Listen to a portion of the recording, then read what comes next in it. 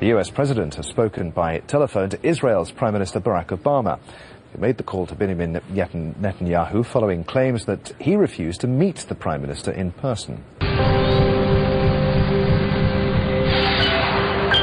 What seems to have set this off, recent remarks by Secretary of State Hillary Clinton.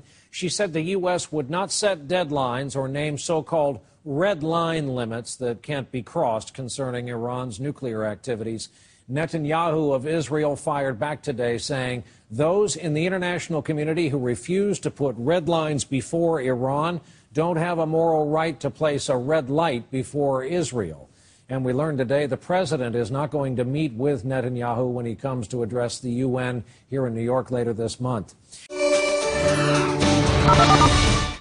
Israeli Prime Minister Benjamin Netanyahu is turning up the heat on the Obama administration's plans for dealing with Iran's program to make a nuclear bomb. The world tells Israel, wait, there's still time. And I say, wait for what? Wait until when? Israel wants the U.S. to commit to a so-called red line with Iran.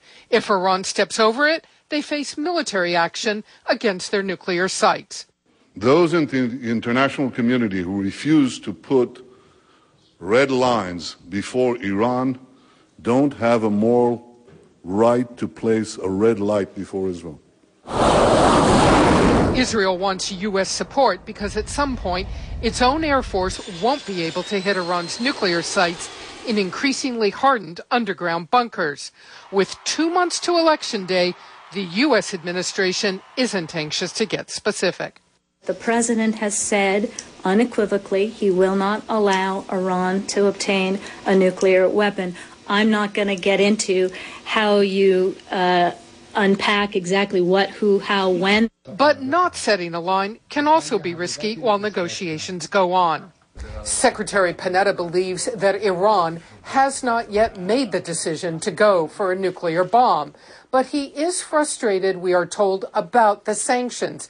He believes they're working, that they are having a bite on the Iranian economy, but not yet leading to the Iranian regime changing its mind, changing its calculus about going for a nuclear weapon.